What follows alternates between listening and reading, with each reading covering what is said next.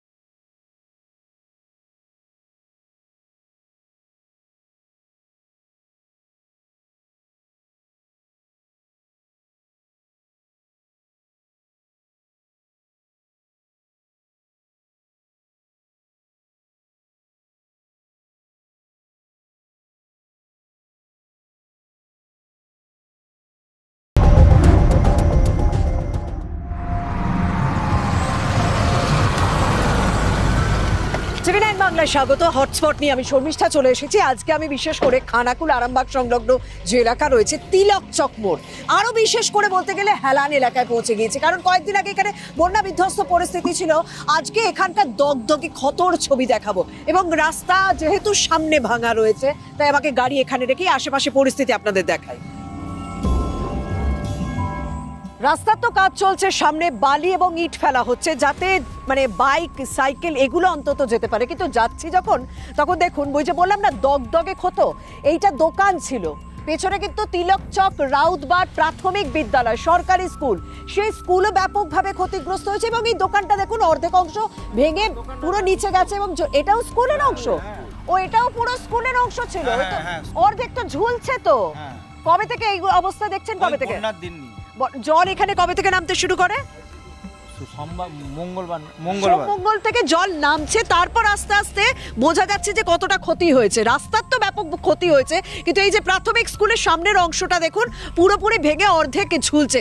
সাংঘাতিক অবস্থা। কবে যে আবার আগের মতন অবস্থায় ফেরানো যাবে এই স্কুল, স্বাভাবিকভাবে প্রশ্ন করছেন। এখানে কতজন পড়াশোনা করে তাও এলাকার সব? 277 জন। 277 জন। তো কবে পরিস্থিতি কবে স্বাভাবিক হবে? কিছু বলেছে কেউ? না, কিছু বলে না, কেউ আসেও না, কিছু বলেও না। কেউ আসেনি? না না, মিডিয়া পৌঁছে গিয়েছে? ওই একজন দুজন। না, পঞ্চায়েতে কেউ এসেছিল? পঞ্চায়েতে কেউ আসেনি, সব ভেঙে গেছে। ভেতরে গেলে আরো নিশ্চয়ই বুঝতে পারবো না। চলুন তাহলে এই রাস্তা ধরে একটুখানি ভেতরে যাওয়া যায়। তবে ভেতরে যাব, তবে একটুখানি মুন্ডেশ্বরী যে বাঁধের অবস্থাটা সেটা আপনাদেরকে দেখাবো।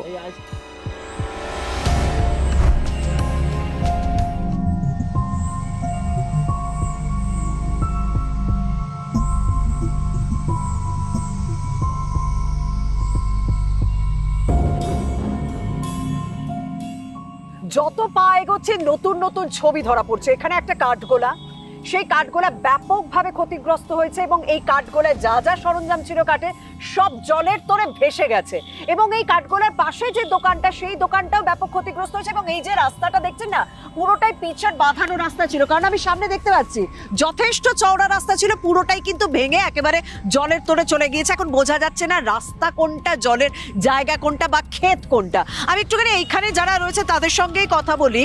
কি অবস্থা? এইটা হেলান ময়াপুর মেন রোড। এই মেন রোডটা আজকে এক সপ্তাহ হয়ে গেল, এখন অব্দি বালি ফিলিং হচ্ছে। চিন্তা করুন আপনারা। একদম ঠিক আছে, মেন রোড আজকে যদি এই হেলানে কোনো দুর্ঘটনা ঘটে যায়, সেই মানুষটা অ্যাম্বুলেন্স নিয়ে যেতে পারবে না। এই তো আমি দেখছি বাইক টানছে না, বাইকটা। আর এত বড় বন্যা, এখন অব্দি 4 দিন হয়ে গেল, ওখানে অত বড় ভেঙে পড়ে রয়েছে, কোনো এখন অব্দি কিছু করছে না। যদি ফের দুবার হয় এই বন্যাটা, ফের তো বেঁচে যাবে লোক। এখানে আমি দেখতে পাচ্ছি পাকা বাড়ি এবং মাটির বাড়িও রয়েছে। রাস্তার যখন এই অবস্থা, দোকান ভেঙে গেছে, কাঠগোলা ভেঙে গেছে, মাটির বাড়িগুলোও তো ভেঙে গেছে। তারা কোথায় থাকলো? তারা ওই আপনার ওই পাশে যে পাকা বাড়িগুলো ছিল তাদের উপরে আস্তানা জায়গা নিয়ে উপরে ছিল, তাদের বাড়িতেই আছে। যারা গিয়ে ওই যে পাশের ছাদে সবাই আছে, তাই তো? আশেপাশে বাড়ির লোকজন। আর যেহেতু দুপুর বেলা হয়েছে, তাহলে কি একটুখানি হলেও বাঁচোয়া নাকি? বাঁচোয়া বলতে ওই বাঁধ ভেঙেছে, কেউ তো কোনোদিন দেখেনি এরকম ভাঙা, দেখতে গিয়ে সবার বাড়িতে জল। অন্যান্য বার ভাসে, কিন্তু বাঁধটা ভাঙে না। বাঁধের পরিস্থিতিটাই দেখাতে হবে, কারণ আমার দূর থেকে দেখে মনে হচ্ছে যে সাংঘাতিক ছবি। আমি যাই।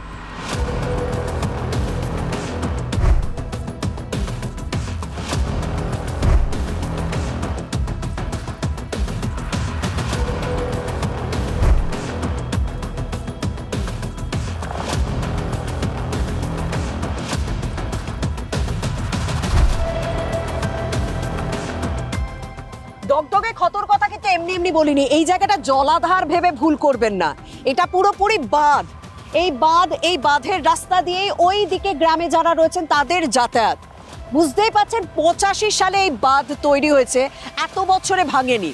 মুন্ডেশ্বরী নদীটা ওই দিকে রয়েছে এবং জলের তোর এতটাই ছিল যে এই ক্ষেতের উপর দিয়ে এসে এই বাঁধ ভেঙে সামনের দিকের অংশটা পুরোপুরি ভাসিয়েছে, যে কারণেই ওদিকের রাস্তায় ব্যাপক ক্ষতি। এবং এখন স্বাভাবিকভাবে এই বাঁধটা কবে কিভাবে আবার আগের মতন অবস্থায় আসবে, আদৌ আসবে কিনা সেটাই এলাকার মানুষ প্রশ্ন তুলছেন। কিন্তু এই যে বাঁধ ভাঙার ছবি দেখলেই স্পষ্ট হয়ে যায় কতটা ভয়ানক পরিস্থিতি তৈরি হয়েছিল। সত্যি আমরা এই ধরনের ছবি অতটা দেখতে অভ্যস্ত নন। আপনার সঙ্গে কথা হচ্ছিল, বলছিলেন যে 500 জনের বাসিন্দা, মানে এই গ্রামে 500 জনের বাস, তার জন্য কেউ একটা পাত্তা দেয় না। কি মনে হচ্ছে বাঁধ ঠিক হবে? সেটাই ভবিষ্যৎ বলবে। কি এই বাঁধটা কি 85 সালে তৈরি হয়েছিল? হ্যাঁ, 85 সালে তৈরি হয়েছিল। 85 সালে যে বন্যা হয়েছিল, হ্যাঁ, তখন বাঁধ উপচে বন্যা হয়েছিল, তখন এত ক্ষয়ক্ষতি হয়নি। তাই এই বাঁধ এই 85 সাল থেকে এবছর এই 2024-এ আবার ভাঙন হলো। কেউ কল্পনা করতে, আশেপাশে অনেকগুলো গ্রাম এর জন্য ক্ষতিগ্রস্ত হয়েছে, কিন্তু কেউ ভাবতেই পারে না যে এইরকম হবে এই বাঁধ। তো ওইদিকে গ্রামের মানুষ যাতায়াত করছে কিভাবে?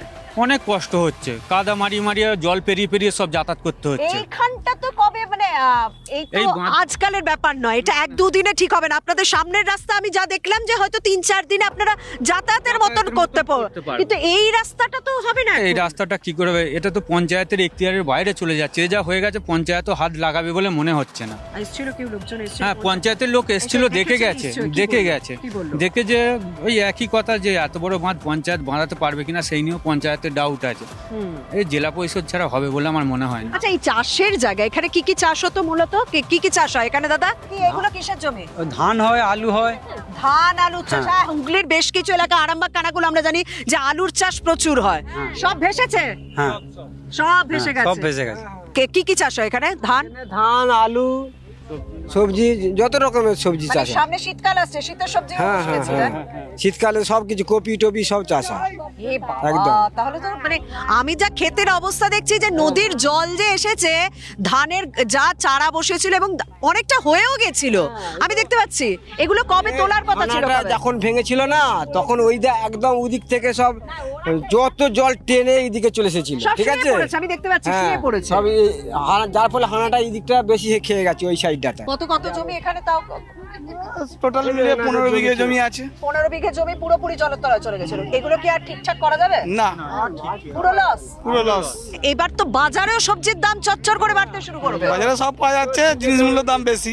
জিনিসের দাম বেশি, জিনিস পাওয়া যাচ্ছে, এখন এই বন্যাকে কারণ দেখে সব বেশি দাম হবে। দাম বেশি করে ঝিঙে যাচ্ছে, দেখুন 60 টাকা। আপনাদের এখানে 60, কলকাতাতে 100 ছাড়িয়ে গেছে। চলুন আরো পরিস্থিতি দেখাই। হ্যাঁ, সব চলে গেছে। পালং শাক সব। বাড়িতে কি রান্না করছো? বাড়িতে আলু ভাত। আলুটা মোটামুটি কিনতে পারছে।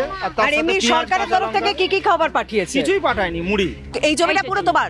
এই জমিটা গোটা পুরো। ও যেটা গাছ পড়ে আছে উপরেরটা। এই গাছের ওপারটা, এই যে গাছ ভেঙে পড়ে রয়েছে ওই ওপারেরটা। কত বিঘা জমি তোমার? 15 কাঠা। 15 কাঠা।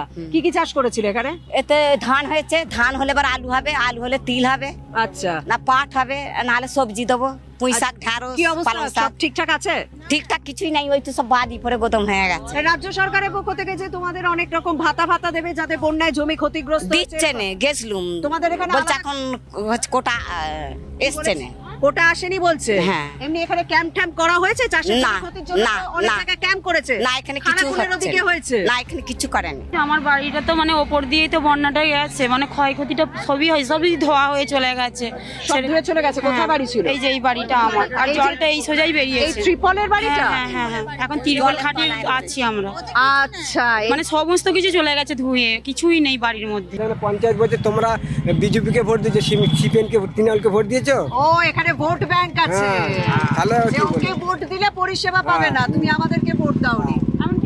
এটাই হচ্ছে সমস্যা। চিকিৎসাও করতে পারছি না, অসুস্থ হয়ে পড়ে আছে। মানে আমাদের এখানের ভোট হচ্ছে হেরে গেছে বলে দিচ্ছে না আমাদেরকে। তোমাদের এখানে রাজ্যের শাসক দল হেরে গেছে তাই তোমাদেরকে এখন দেখছে না? না, বন্যায় দেখছে না? না।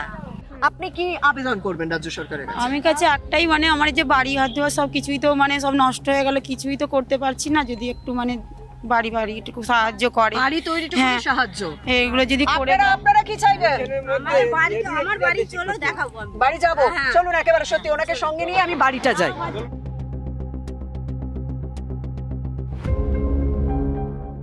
যখন এই বন্যায় হয়ে যাওয়া ক্ষতি আস্তে আস্তে সামাল দেওয়া হচ্ছে, তখন কিন্তু আবারও ঘূর্ণাবর্তের আশঙ্কা, আবারও বৃষ্টি হবে, পুজোর আগে আবারও দুর্যোগের আশঙ্কা গোটা দক্ষিণবঙ্গে। নতুন করে এই মুহূর্তে চিন্তা, আমি ক্ষতিগ্রস্ত বাড়িগুলো দেখবো, ওই যে নিয়ে যাচ্ছেন সঙ্গে করে।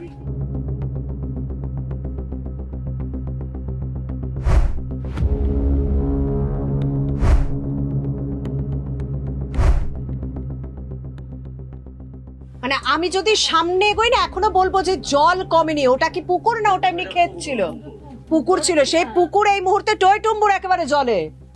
তো এই পুকুরের পাশেই যে বাড়িটা, মাটির বাড়ি, কতটা ক্ষতি হয়েছে দেখুন। মানে সব জায়গায় তো যাওয়া যাচ্ছে না, আমি যে কটা জায়গায় যেতে পারছি।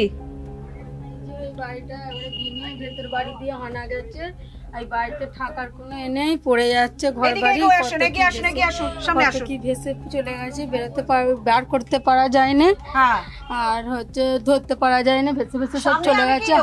খাট নাকি? হ্যাঁ, ওটা তক্তপোষটা ভেঙে উল্টে গেছে, ওইদিকে বার করতে পারা যায় না। ভাতের হাঁড়িও জলকে চলে গেছে, ভাত বসিয়েছিলাম সেই মাত্র। এখন তাহলে থাকছেন খাচ্ছেন কোথায়? ওই বাড়িটা ওইটা রয়েছে, ওইটাতে রয়েছে, লোকের বাড়িতে রয়েছে।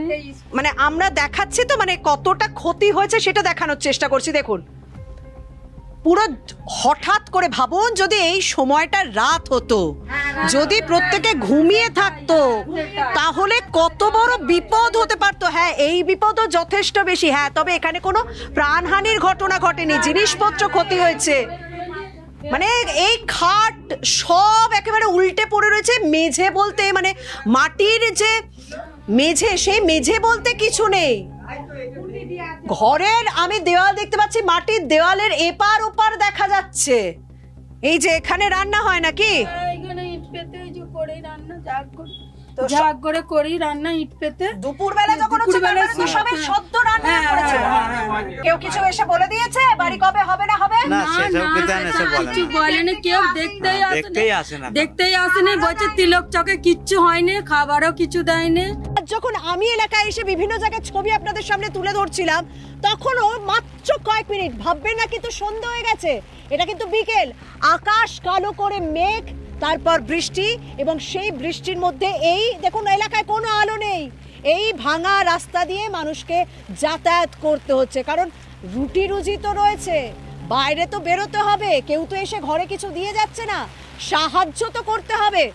সেই চেষ্টাটা তারা চালিয়ে যাচ্ছেন। আমাকে এবার ধীরে সুস্থে এগোতে হবে, কারণ সামনের রাস্তা কিচ্ছু দেখা যাচ্ছে না। ক্যামেরার যেটুকুনি আলো, সেইটুকুনি আলোতেই আমরা দেখে দেখে এগোনোর চেষ্টা করছি। আরও অনেক কিছু দেখানোর ছিল, আরও অনেক বাড়ি ভেঙে পড়ে রয়েছে, সেই সব দেখানোর ছিল। এমনকি যে বালির রাস্তার সমস্যা আপনাদেরকে কিছুক্ষণ আগে দেখালাম, সেই রাস্তাতে একটা 407 ছোটা হাতি গাড়ি আটকে গেছে। মূলত এই আরামবাগ থেকে যাওয়ার রাস্তা, খানাকুল থেকে আরামবাগ যে যাওয়ার রাস্তা, সেই রাস্তা বন্ধ হয়ে গেছে, সেটাও দেখাতে পারলাম না। যাই হোক, আজ এখানে শেষ করছি। আর অন্যান্য খবরের জন্য নজর রাখুন TV9 বাংলায়, সঙ্গে থাকুন।